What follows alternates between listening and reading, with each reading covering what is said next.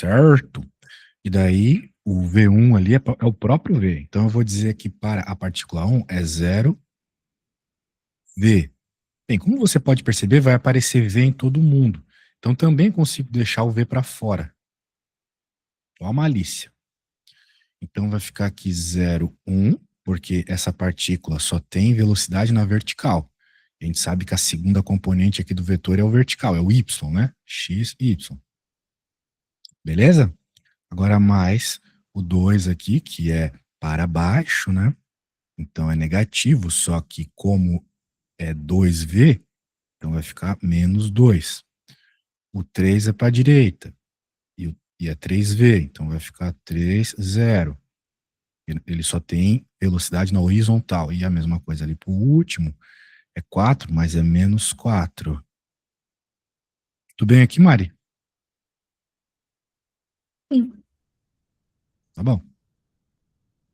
Então vai ficar V sobre 4, que os m's cortaram, e agora a gente consegue somar as componentes dos vetores. Note, né? Esse problema ele é bem facilitado, uma vez que a gente não tem ângulo, essas coisas. Se fosse para fazer decomposição vetorial, seria meio chato. Mas nada é impossível, né? Nada que alguns desenhos ali não resolvessem. Então, somando os carinhas em x vai ficar menos 1, e os carinhas em y vai ficar menos 1 também. Então, isso aqui já serve como resposta. A princípio, vamos ver exatamente a pergunta? A velocidade do centro de massa. Assim, eu como estou acostumado com esse tipo de pedido, eu acredito que ele esteja falando, eu acredito que ele esteja falando sobre o módulo da velocidade, não sobre o vetor velocidade. Mas assim, para mim, isso é uma resposta que entrega muito mais informação do que simplesmente o módulo, né? Aqui a gente entende direção, sentido, certo? Agora, se você quiser saber o módulo, né, para dar uma resposta um pouco mais numérica, o negócio é o seguinte: módulo a gente já aprendeu como é que faz, é a raiz quadrada das coordenadas ao quadrado. Então vai ficar a raiz quadrada de menos v a quarta ao quadrado, mais, eu não preciso nem dizer que isso aqui surge do teorema de Pitágoras, né? Mas quando a gente está estudando geometria analítica, lá nas primeiras cursos de matemática, na graduação, a gente aprende também como calcular o módulo de um vetor. É simplesmente a soma das componentes ao quadrado, raiz quadrada disso. Né? Então, como você pode perceber aqui, né, os caras são iguais, então vai ser simplesmente 2 vezes quem está ali, então vai ficar simplesmente raiz de 2, V sobre 4. Esse seria, vamos dizer assim, o módulo da velocidade, ok? Então o quadrado sai para fora da raiz, mas como tem 2 dele, fica esse raiz de 2 na frente. Tudo bem? Hum. Matematiquinha, né? Matematiquinha de boinha. Você está no primeiro semestre ainda, né? Segundo.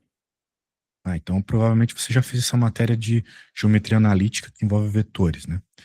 Quantidade de movimento do sistema. Pô, aqui é de boa, né? Só pegar e multiplicar pela massa. Nem vou perder meu tempo reescrevendo isso. Entendendo que a massa do sistema é 4m, né? Então vai ser 4m vezes a velocidade. Pronto. Muito bem. Vou salvar isso aqui.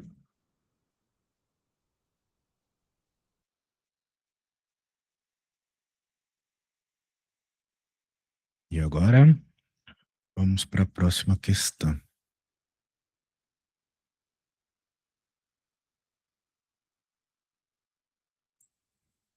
A força durante uma colisão totalmente elástica em uma dimensão entre duas partículas é dada por isso aqui.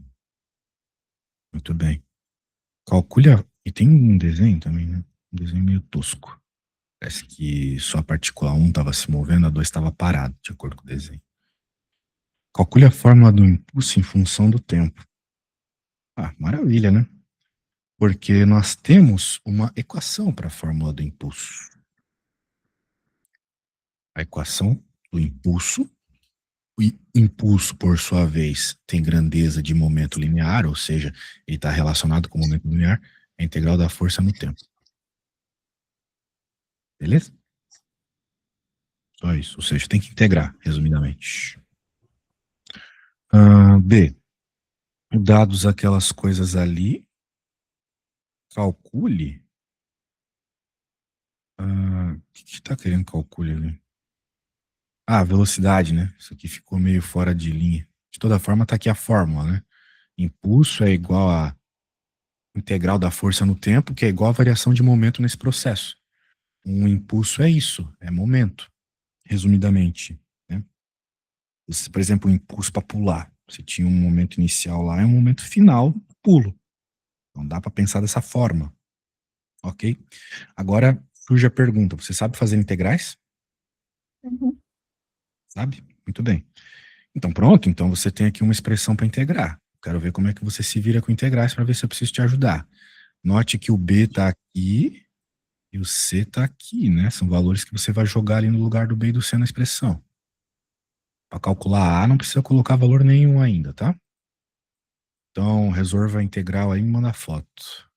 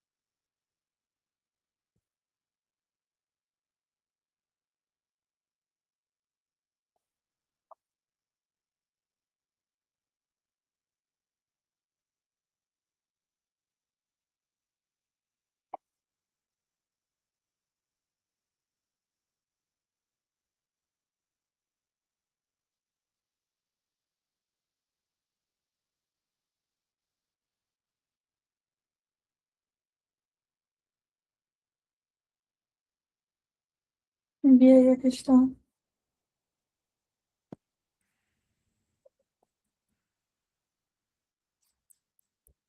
É, muito bem. Acontece que daí você colocou aquela constante A, né? Beleza. Acontece, na verdade, que aqui não é uma integral imprópria, como as que a gente vê lá em cálculo 1. Nós estamos na física, então, de modo geral, a gente tem uma situação inicial e uma situação final, né?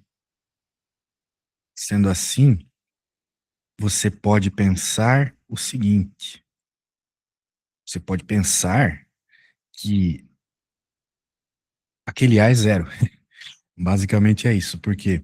Porque quando você faz essa integral, que você fez certinho, opa, t ao cubo menos t ao quadrado sobre 2, você vai fazer isso aqui do t inicial ao t final, certo?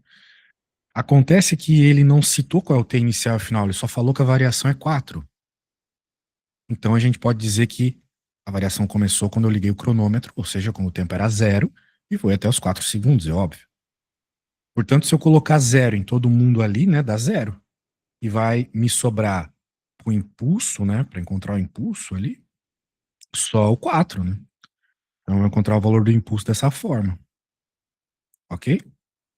Uhum. Então jogando 4 ali, eu posso encontrar o valor do impulso,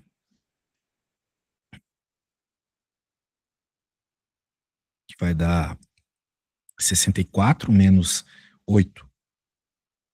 64 menos 8 é 56, né? 56 newton vezes metro.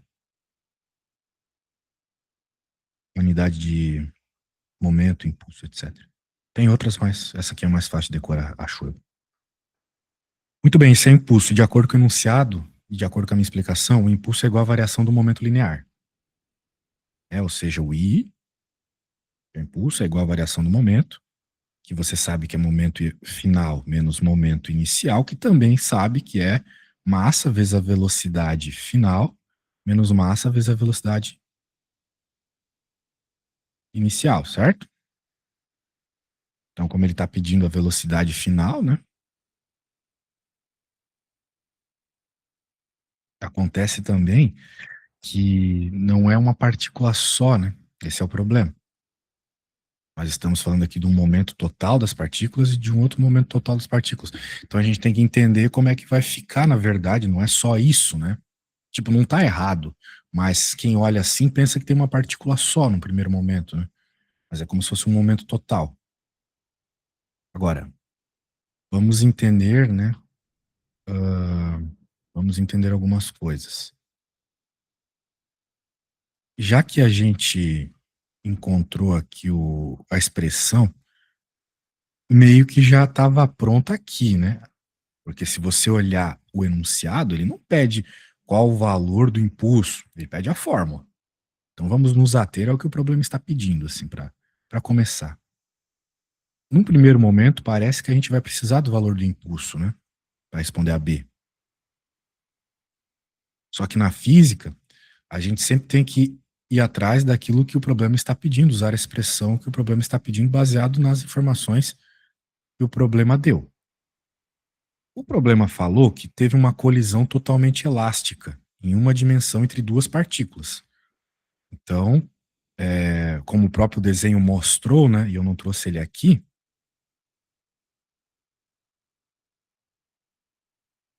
está acontecendo isso. Então, antes da colisão, é massa 1, velocidade 1 inicial, mais massa 2, velocidade 2 inicial, igual as mesmas coisas, só que final. Certo? A gente já viu isso umas trocentas vezes na aula, né? Bem, de acordo com o enunciado, isso aqui é zero, né? Porque a bolinha está parada.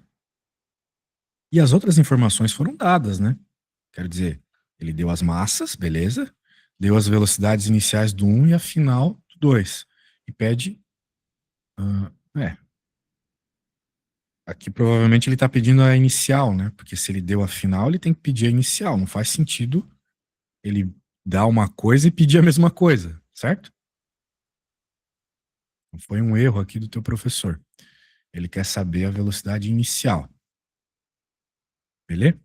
Então, apesar de nós termos feito uma conta para encontrar o momento, para resolver a B, a gente não precisa dessas informações obtidas na A. Só precisa resolver essa conta tranquilíssima aqui. Ok? Então, vá lá, resolva e me diga a resposta.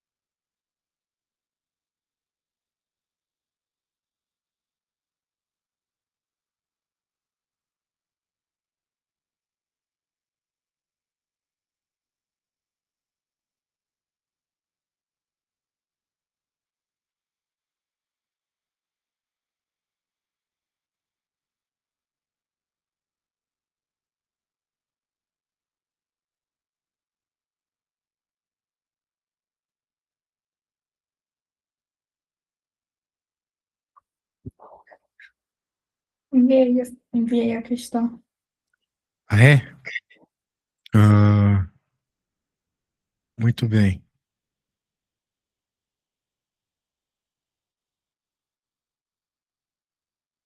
Deixa eu ver aqui.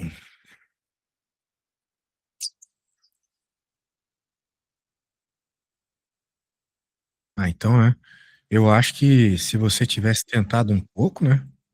Dava para ter conseguido resolver esse negócio sozinha. Concorda comigo?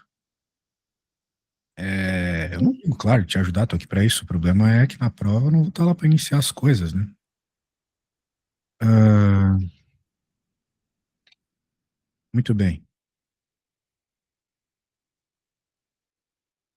Vamos para a próxima. Ó, aqui eu quero ver se tu consegue começar, hein? Ó, não, essa aqui já é uma outra matéria. Isso aí tu não deve ter ideia de como começar. A outra dava. A outra dá pra tu ter feito sozinha. Agora essa aqui é braba. Porque essa aqui, como o próprio enunciado mostra aqui, né, tem a ver com conservação de energia. Só que, diferente das coisas de conservação de energia que a gente já fez, o objeto aqui é extenso, é um cilindro. Então ele não tem só a energia que nós estávamos acostumados a trabalhar, ou seja, energia potencial gravitacional e energia cinética. Ele também tem energia rotacional, uma energia que tem a ver com o jeito que ele roda. Né? O cilindro roda de um jeito, uma esfera roda de outro jeito, um disco roda de outro jeito, devido às suas características geométricas e devido também à inércia dele, né? Que é onde tem matéria nele, resumidamente. Por exemplo, um disco é diferente de um anel. Um disco e um anel, apesar de terem o mesmo formato geométrico, eles têm massas em lugares diferentes do corpo, né? Então tudo isso influencia. Muito bem. Mas vamos pensar algumas coisas, né? Ó, considere um cilindro maciço, M, complementar. Rolando para baixo. Não entendi esse comprimento. Ah, sim, comprimento L é o comprimento na profundidade aqui, que não vai nos influenciar muito. Rolando para baixo sem deslizar em um plano inclinado. Determina a velocidade de seu centro de massa quando o cilindro chegar à base do plano. Muito bem. Ah, é centro de massa, tem que fazer aquelas contas de somar massa vezes raio? Não, nada a ver. Lá é porque a gente tinha um sistema de partículas. Ah, aqui não. Nós não temos um sistema de partículas. Nós temos uma partícula só que pode ter toda aquela conta de m vezes r resumida com um negócio chamado momento de inércia. Cada objeto tem um momento de inércia diferente. O cilindro tem um, a esfera tem outro, as partículas em si tem outro, os discos tem outro. O do cilindro é 1/2 de mr quadrado. Ok? Isso é uma característica do cilindro.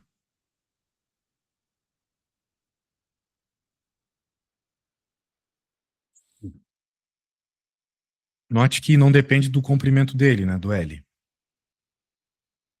Muito bem. Agora vamos pensar em pontos de vista de energia, né? Ele quer saber a velocidade quando chega aqui.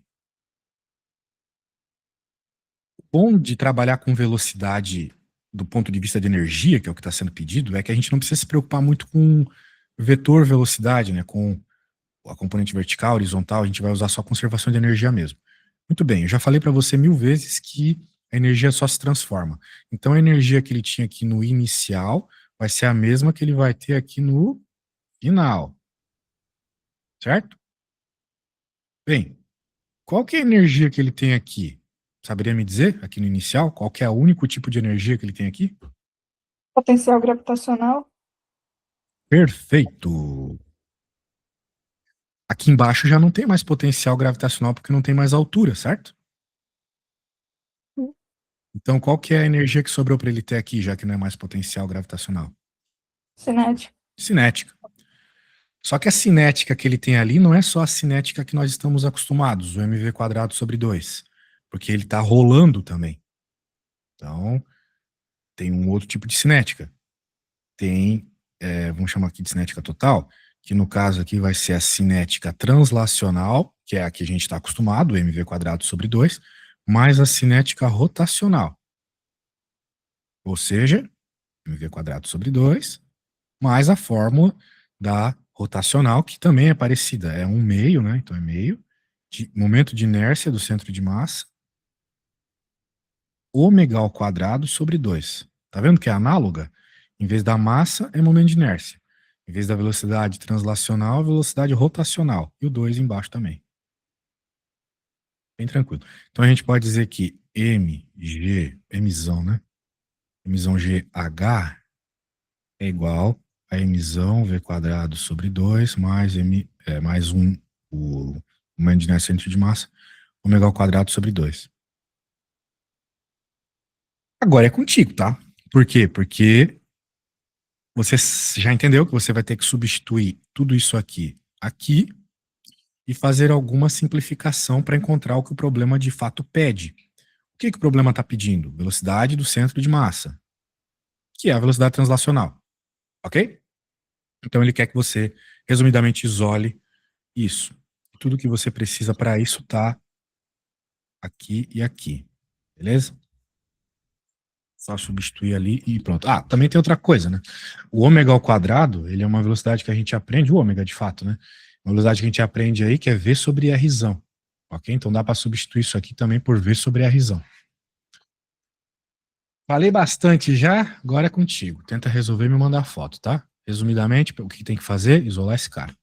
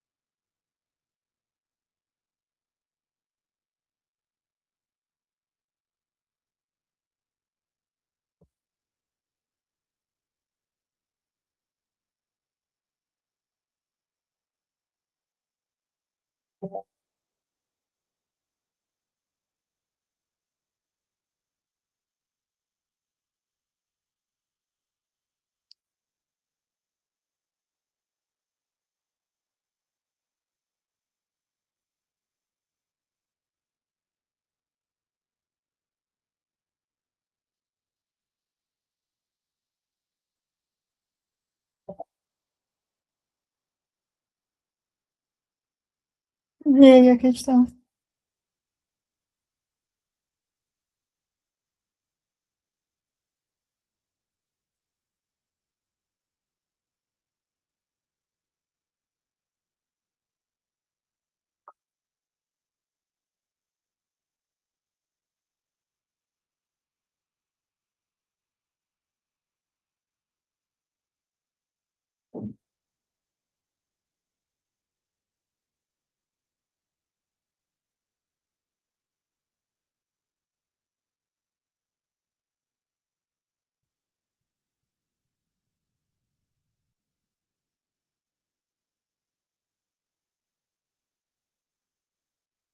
Pronto.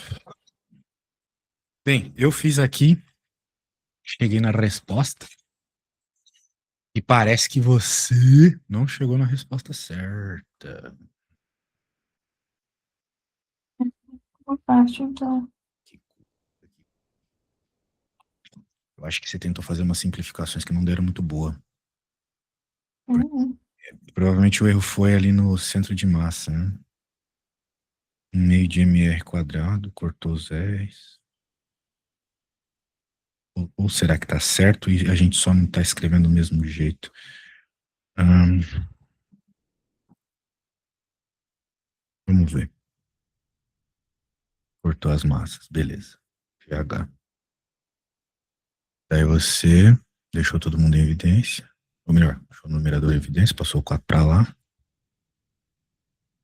Daí você quis deixar o V isolado. Não, tá aí teu erro, né? O erro tá aqui, ó. E o ômega ao quadrado.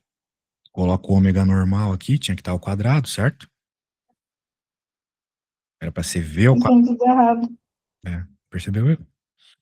Uhum. Tá bom. Cuidado com esses errinhos bobo aí, ó. Você tem que pôr uma coisa na cabeça. Uma coisa que eu reparei com os meus alunos aí durante esses anos dando aula particular. Isso a gente só percebe em aula particular. Quando dava aula em escola, eu não percebia. Vocês erram por falta de confiança, não por falta de atenção.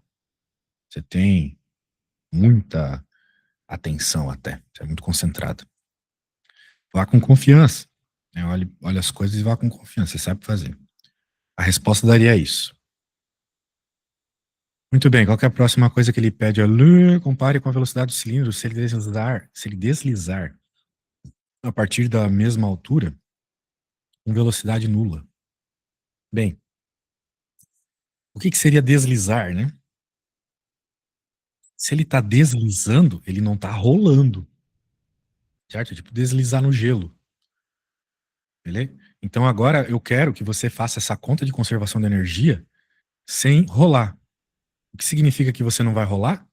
Significa que esse cara é zero, ok? É como se você tivesse colocado esse cilindro ali numa pista lisinha de gelo. Ele não vai rolar. Então faça a conta com isso, isole a velocidade e compare a expressão da velocidade que eu obtive, que foi essa, com a velocidade que você vai obter só com esses termos aqui, tá bom?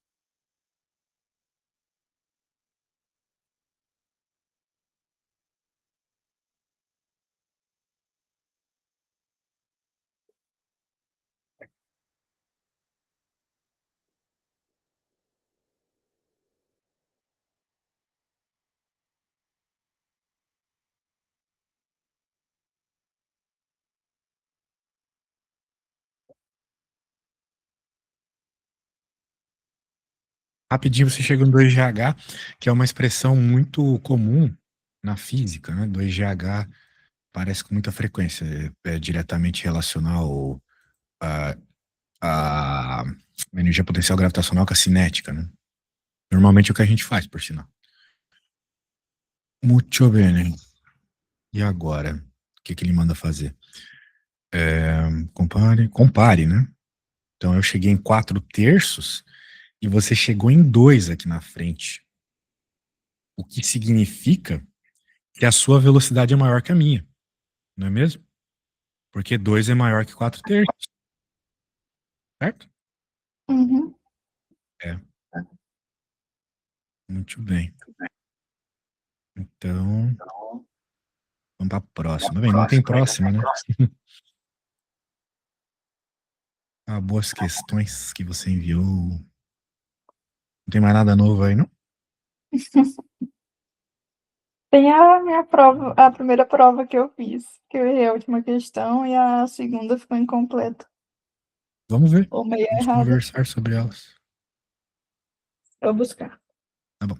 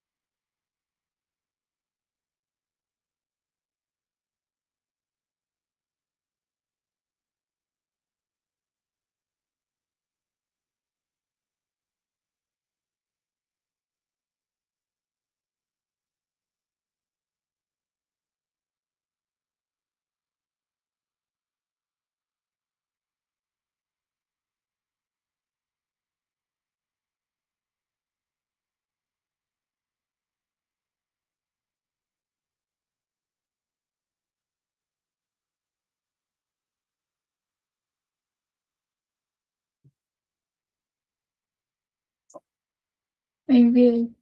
Certo. Qual que foi a questão que deu problema? A segunda e a terceira. Segunda e a terceira? Segunda. Cara, deu um problema no meu fone aqui, que saco. Mas tudo bem. Segunda e a terceira. Você tá me ouvindo bem? Sim. Mesmo áudio de antes, mesma coisa. Ou tá pior?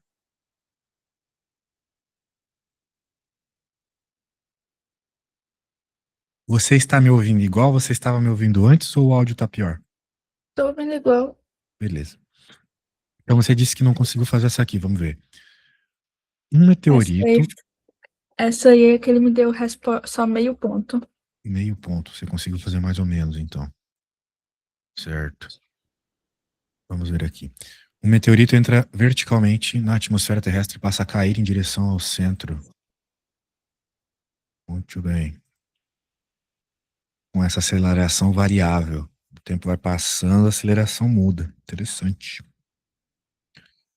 Calcule a função velocidade instantânea e seu valor após os 100 primeiros segundos de queda ao entrar na atmosfera. Aqui eu acho que você começou fazendo o certo, né? Que era integrar, né? Sim. Então, se a gente integra essa expressão, 1/2 mais 1 é 3/2, né? Então vai ficar 2/3, porque inverte, kgt elevado a 3/2. Esse 3/2 embaixo vai para frente invertido. Regrinha de matemática básica. E agora que a gente tem essa expressão, ainda falta uma coisa, né? Que é o V0. Seria a velocidade inicial.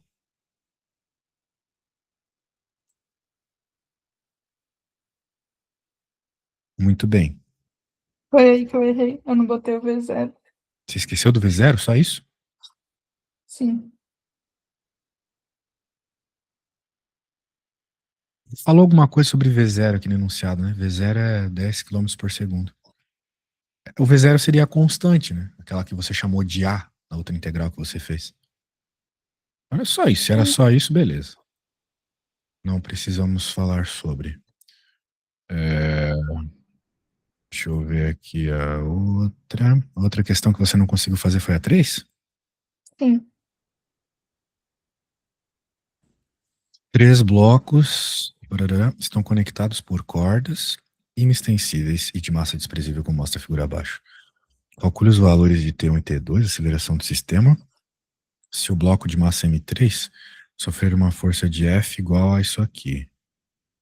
Ah, os valores de tensão T1, T2 e aceleração do sistema. Existem várias formas de fazer esse problema, né? Você pode pensar em cada um dos blocos separadamente, ou você pode pensar no sistema como um todo. Muito bem. Vamos lá. Deixa eu pegar essa imagem, colocar ali.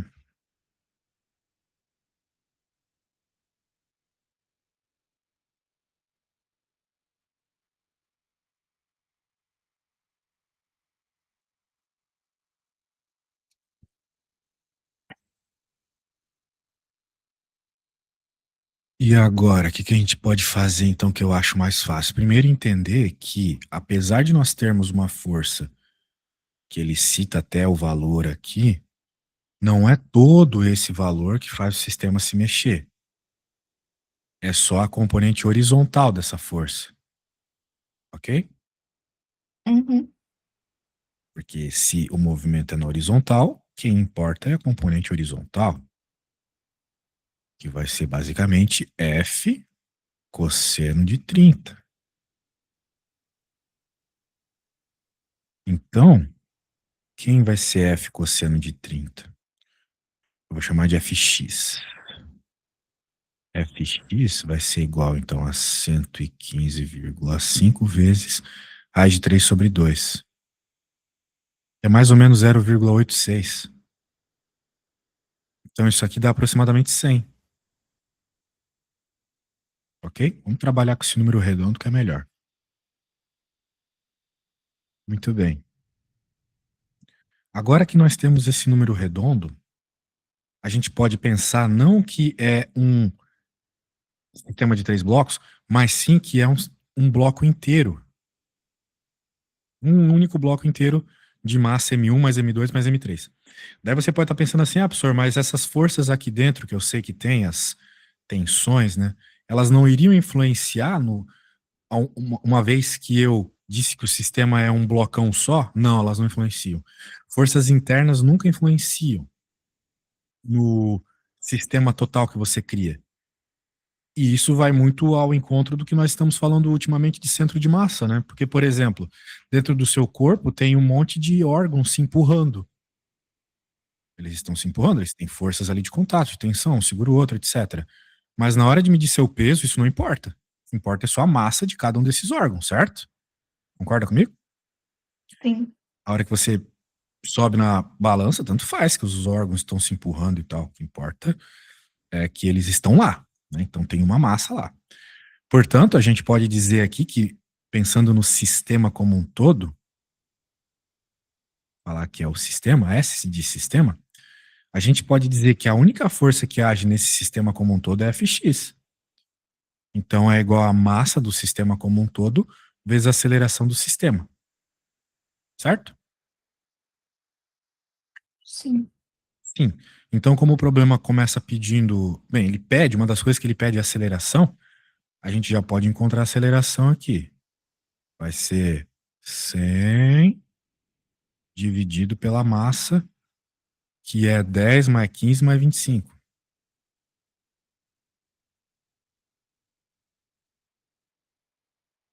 O que vai dar 50, o que vai dar 2, né?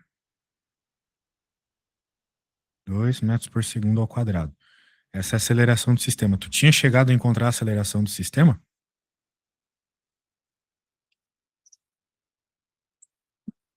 Quando você fez a prova, chegou a fazer? Chegou a encontrar? Eu não tô... Lembra que eu não te vejo durante a aula, né? Não, eu encontrei errado. Ah, tu chegou a encontrar errado. Não, Você provavelmente não começou pelo blocão, né? Você não, pensou, eu não fiz, foi o F cosseno. ah, pô, daí é bad. Putz. Muito bem. Eu não sei, sabia ainda como usar a decomposição. Eu usei ele em outra parte, toda errada. Putz, que ruim. É, bem, de toda forma, tá aí, né? 2 metros por segundo ao quadrado. E agora, com essa informação, a gente pode procurar as outras forças. Por exemplo, o T2, né, seria essa aqui, eu vou desenhar aqui, e essa, né? E aqui seria o T1.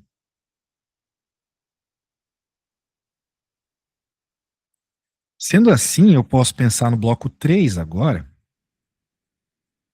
Eu conheço uma força que age nele. Conheço a F cosseno 30. Veja, agora eu estou pensando no bloco 3 sozinho, ok? Uhum. Ah, muito bem.